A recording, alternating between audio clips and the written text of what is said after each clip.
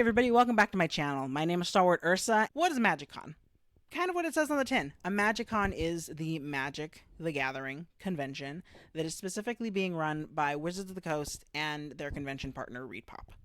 This is Wizards of the Coast's fourth attempt at doing a convention for Magic the Gathering, and a very good one.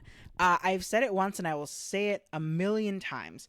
If you have the opportunity to go to a MagicCon, by all means, please go to a MagicCon. The energy and the amount of love for the game at these shows is phenomenal. If you want to go to tournament grind, you can absolutely do that. If you want to go to play to get prizes, you can absolutely do that. You can go and see panels and previews for upcoming sets. You can go and meet different types of creators and big people in the industry. You can go and just meet new friends and see cosplay and amazing amounts of things, meet artists.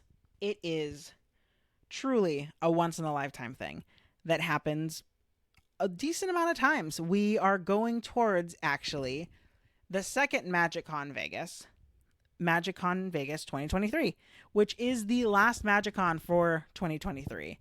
And as such, I actually wanted to talk about the niche thing that I love with MagicCons, which is the pin program. So as you can see kind of behind me, right, I've got all of my pins. It's a work in progress, right? We're trusting the process. I don't know if I trust it this much. I'm going to be looking at changing it up. So the pin program was kind of made to be another thing that you could do at the MagicCon show, right? You can play or you can start collecting these pins. I, being a huge pin nerd, wanted to start collecting the pins. And so each show has had their own wave of pins, with the exception of MagicCon Philadelphia. Each show, since its inception, has gotten their own wave of pins and gotten their own treatment. So today I'm going to be talking about a few of them, as well as how the pin trading process works at the shows, because there is actually, the pin program does include pin trading, and that includes pin trading with staff members to get very cool exclusive pins. But that's kind of a moving target, right? There's not really been laid out ground rules for how equivalency works. And so it's kind of a weird toss-up for doing that.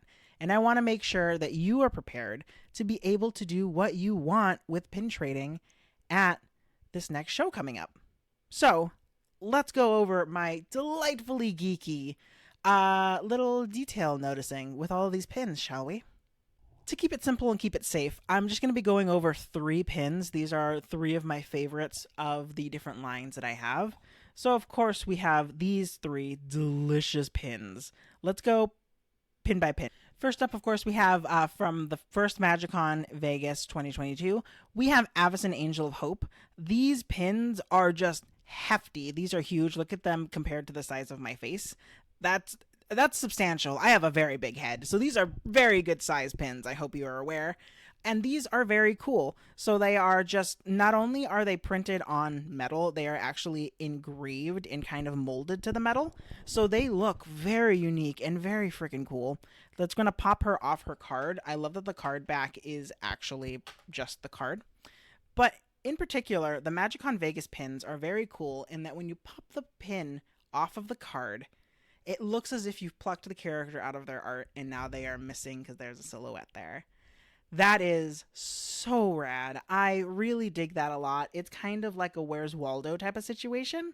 And you know what? This is very much what I'm looking for. And then, of course, on the back, you have, it's a little harder to see, but on the back you then have kind of like a high quality faded version of what the character is. But this is just very cool. I like that it is functionally a big card. And I like the detail of pulling out the character. And then, of course, you have on the back, I'll actually pull up some footage here that I have taken previously. On the back of each pin, you actually have an embossed version of that convention's icon, because each convention and each location has their own logo. And so each pin line also has their own logo embossed on the back, with the exception of Barcelona. Oddly enough, Barcelona's pins did not get that treatment. Why? I have no idea, but it is just something that I've noticed, and I figured I would tell you, prospective pin collector, that that's just something to keep an eye out for. Next up, we are going to talk about MagicCon Minneapolis's pins. MagicCon Philadelphia, unfortunately, did not get pins. I believe there was a production issue of some sort. I don't know exactly what. That was just what I was told at Philadelphia. But once they kind of resolved that, that meant that Minneapolis got double order of pins, which is pretty cool. So in Minneapolis, my favorite from there was, of course, Chandra Hope's Beacon. The Randy Vargas art specifically with Chandra getting ready to throw, I feel, one of the Sons of Mirrodin, which is so freaking rad. She looks amazing, decadent, superb, and just she's also crying, which is just something that's so good to me, the queer that loves drama. But here, of course, it is still very huge compared to my head. And what I like about these is that once we pop Chandra off very quickly, unlike the MagicCon Vegas 2022, from now forward, these card backs actually have the full art. These are more reminiscent of the original pre-con commanders that actually had a larger card for the commander, so that you could show up and be like, here's my commander, this giant card. So this is actually more what they're doing now. They've also done them in Barcelona. And I kind of love this. I love this because it makes it functional. So I'm actually working on building an Oathbreaker deck with this Chandra, because I just think it's very fun, and I could actually show up and be like, hi, this is my Oathbreaker, Chandra. And last, of course, but certainly not least, of the pin lines, we have the decadent pins that were at MagicCon Barcelona, which were so cool. They were the Commander Masters profiles. This is Macias. I did not go to Barcelona, but I ended up having a friend who got me some stuff. So huge shout out to them. Thank you so much again for doing that. This is Macias. Macias was given as a kind of anyone who had the weekend ticket that got you extra product. This was the pin that every attendee got, which is wild to me because Macias looks so freaking rad. But he was that pin. I love this so much. Again, it's just huge hunks of metal printed into molded fronts. On the back, as I will show here, and then I'll actually show a little up-close video as well, Barcelona does not have their embossed logo. I have no idea why. And these, much like Minneapolis, are more reminiscent of the precons. I love them a lot, and actually having these arts in huge style, superb. I love these so freaking much. So the print program itself isn't just, here are these really cool pins, go and get them, have fun. While that is a good little proponent of it, there are also options to trade with staffers. So the staffers each are going to have lanyards on, and usually they'll have pins on them. If they're different pins, those are typically sometimes could be theirs, but it doesn't hurt to walk up to a staffer and ask if they are willing to trade for pins on their lanyard. Always ask politely, because sometimes they are just their pins that they are using, and sometimes they are actually pin trading pins. So ask politely, and the staffers are usually very nice about it.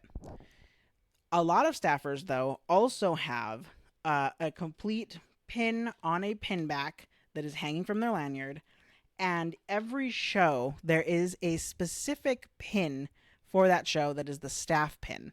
For Minneapolis, it was a Thipip. Just a little Thipip that was looking scared and lost, and you needed to trade with a staffer to get him. This is where it gets a little difficult. So depending on what staffer you get, you either can trade for whatever you happen to have on you, and the staffer will trade with you, or you run into a staffer who understands that there needs to be an equivalency in exchange. Because you had pins from Minneapolis, again, for the example. You had pins from Minneapolis that were just, there was the Teferi ghost token, or spirit token, and someone could not use that to trade for the Thipip because the Thipip was a staff exclusive and you couldn't get it anywhere else except for a staff member. So a staffer wouldn't trade for that. But if you happen to have the Black Lotus exclusive pin, they would trade for that because that's an exclusive to a certain ticket to exclusive for certain staffers. That was an equivalency there. This is where it gets a little difficult because pin trading at the pin program hasn't been around long enough to have too much of a little ecosystem to be able to have that equivalency. But still, when you see staffers at a convention, you can ask them, hey, are you willing to trade that pin? And I have these pins to trade. Would you be willing to trade for them? Usually, staffers are very, very nice about it. If you happen to have a situation where one time I tried it and I did have a staffer that was pretty awkward and pretty abrupt with not wanting to trade with me, don't take it personally. Obviously, that staffer was having a rough time or perhaps just didn't understand what I was asking. Just kind of roll with the punches, say, okay, thanks, have a great day, and go about your day and find another staffer. A place that I always recommend to go to, especially if you want a pin trade, is the Delightful Questions booth at the show. They are where you get product replacement. You can go there to ask about tournament questions, and it's just a general information booth. I think they also are double as like the first aid booth as well. They are an amazing set of people. I have always had delightful conversations with them. And they've kind of unofficially, now maybe officially, have become the pin trading hub for the shows. So you can go there and they will always have, there's 3 different booths that are attached together. One of the booths will always have pins laid out on the table that you can walk up and see what's there, and you can pin trade for whatever you happen to have on you. Please be aware that these are for Magic the Gathering pins. Do not try to trade pins that are not part of the pin program. I get it. Some people will try it. It's a pin for a pin. Please don't do that.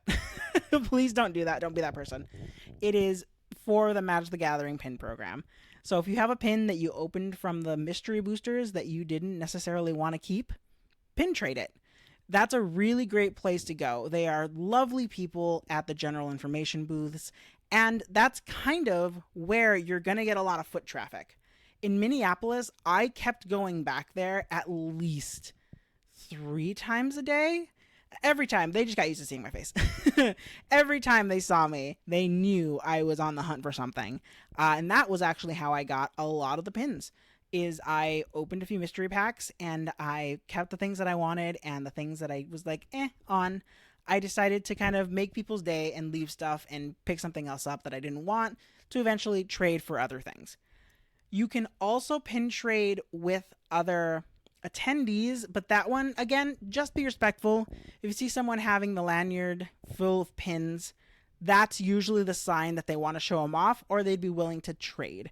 So just ask politely, say, hey, wow, those pins look great. Are you willing to trade? And if they are, definitely start the conversation. It's okay. People are usually pretty nice, especially when you're there admiring pins that they obviously love too. If they are on their backpacks, usually they want to keep them and they're just kind of using it to travel around and have fun with. That's usually the quick distinction. If it's on the lanyard, usually people, specifically attendees, are willing to trade. If it's on their backpacks, usually they want to keep them. But still, you never know until you ask. I always stress, ask respectfully. If you're asking respectfully, even if it's a no, it's okay because there was no harm, no foul. You're just starting a conversation with somebody who might end up really liking talking to you. Maybe you'll get a cool game out of it. Maybe you'll just get a new pin friend. Who knows? So that is something that the pin program does in droves. So it's just something that I think that everyone should really get into, especially if you're just interested in the art of the game.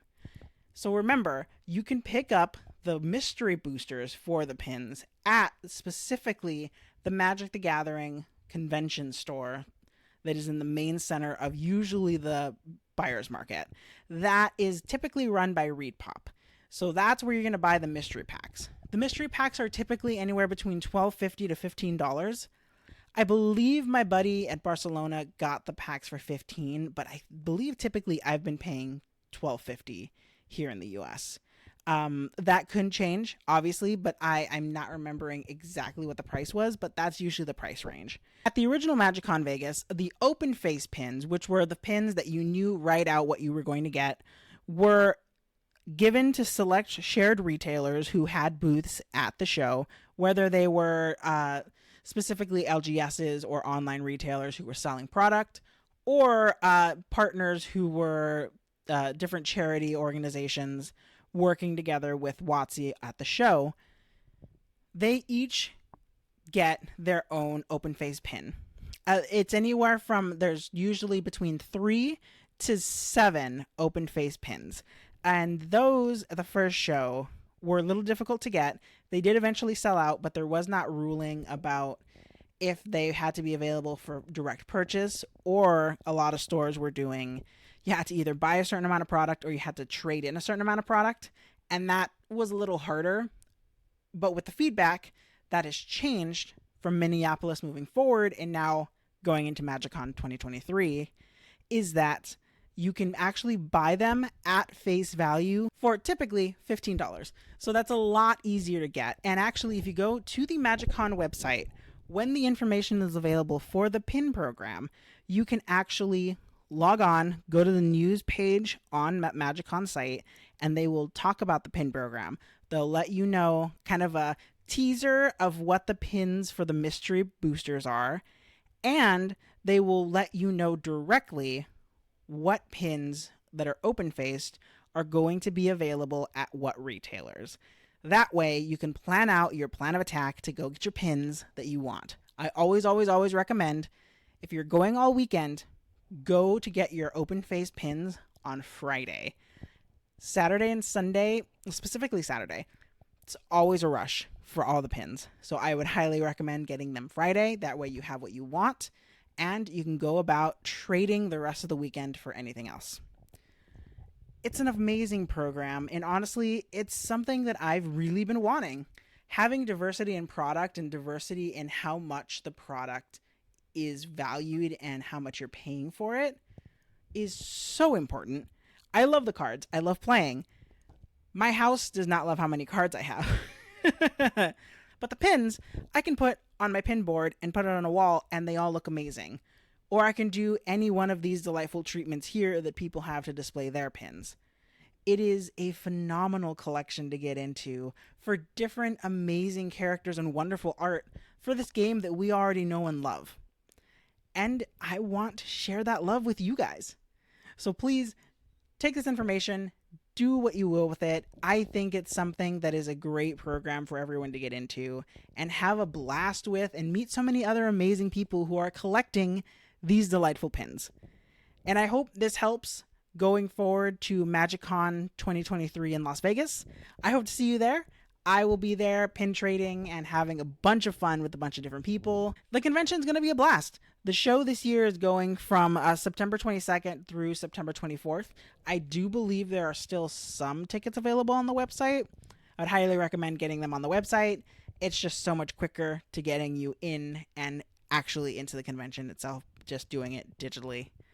I will see you there, hopefully. I will have my pins on me. I'll be ready to go, and I would love to talk pins with you. And I will see you guys on the flip side.